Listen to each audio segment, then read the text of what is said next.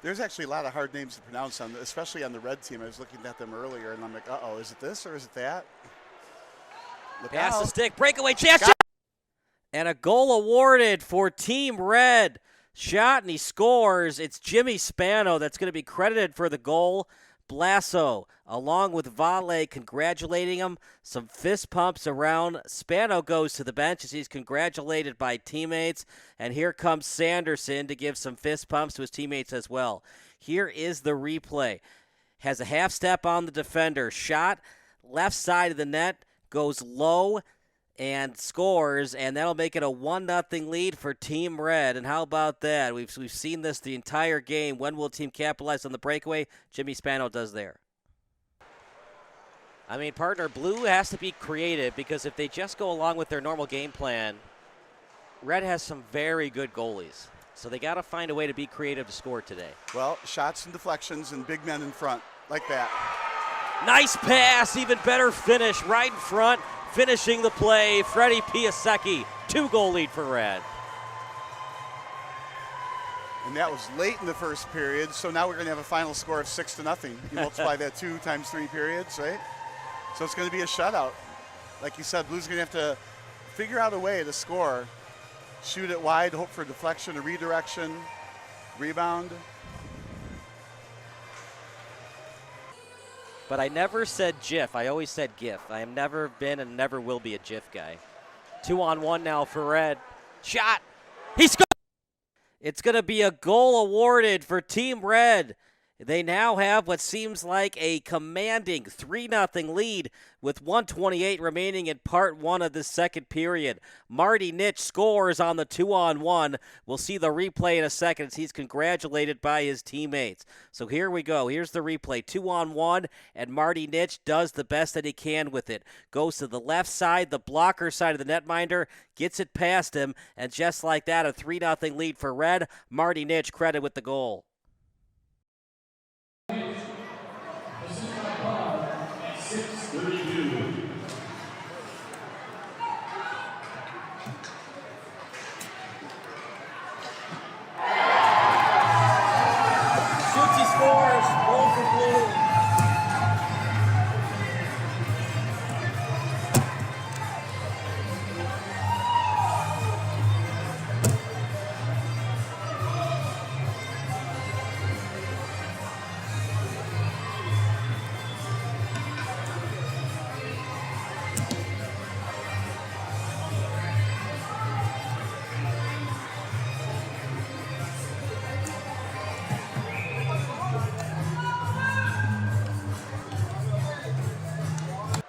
What can Blue do, partner, in terms of creativity to try to score a goal here?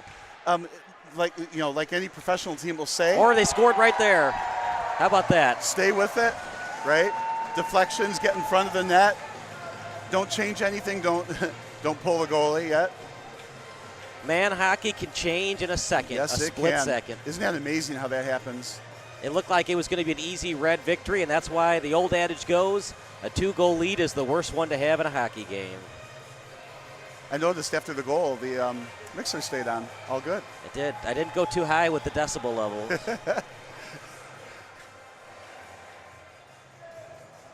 There's a shut-off switch when the decibels go above airplane mode. Yeah. This game is very far from over, and Red Team better get their act together or it's going to overtime. Well, yeah.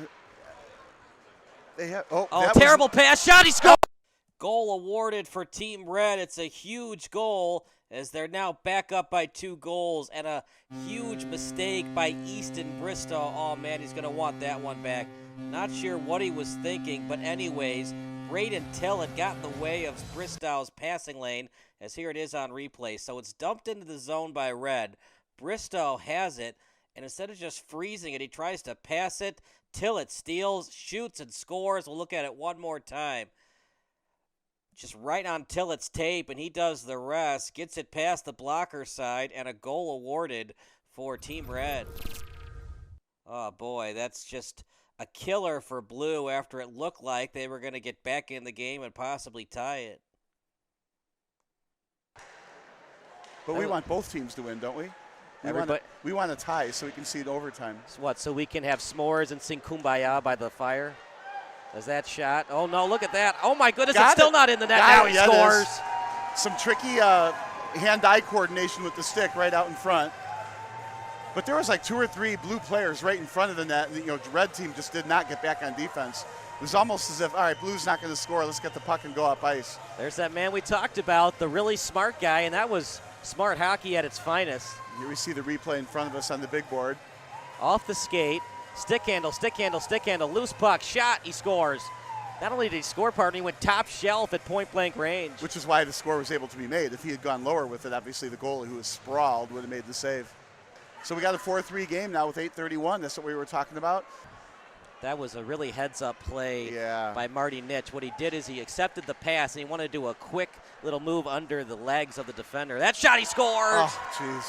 And that might be the dagger. It is just not Bristow's day today. It's just not Blues' day, at least not this game. Every time they get close, they give up another one. So now they got to score a goal within the next 3 minutes, right? And then pull the goalie and get that second one. Wow, that's too bad, but it was deflected. Well, that's Keegan Carnessi, and the goal was scored by Will Grinton by Blue. So I had the 14s mixed up, but the issue is, partner, is you're so tired. It took you all that effort to make it 4-3. You had to recover from the mistake made by your netminder in Bristow. So we're going to look at our stats right now. Did anybody score twice? Oh, nope. How about that, partner? Is that shot? He scores. Are you kidding me? Oh, my goodness gracious. That's a soft goal. 5-4. Well, you have to assume that the goalie was screened and didn't see it. And I couldn't tell if the puck was actually deflected or not. It looked like it might have been. I think it just went off his blocker and in the net. Yeah. They're going to credit the goal to Thomas Saunders. So 5-4, down by just 1 now with 5 minutes to go. But the blue team is now seemingly able to score relatively at will. It just went off his blocker into the net. Yeah, so don't panic. Get that last goal, but get it before 1.5 minutes, right? So you don't have to pull the goalie, and then we go to overtime. Like I said, anytime it gets under 2 minutes, if it's deep in their end, I say just do it. Some coaches just overthink it, and they wait too long, and when it gets under 1 minute and you still haven't pulled him yet, that's just, first of all, the goalie's got to get to the bench. 1:07 to go, and if you're red, still play your game. You don't have to dump and chase. You don't have to shoot it on net either. Just get the puck in deep however you can. Well, and that's what blue needs to do, dump and chase. Yeah. I'm saying red, you don't just have to try to get the empty netter goal. Just play your normal hockey. This is trouble. One-on-one, this should do it. And he scores!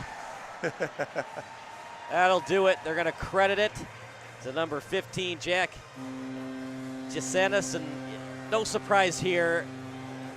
You just felt like after Bristow made that mistake, it felt like it was going to be Red's day. Well, you have to say that's the difference in the game. That really ugly mistake, or that very good read by the red team on the steal and then the goal, right? But it wouldn't have been a 1-goal game without that.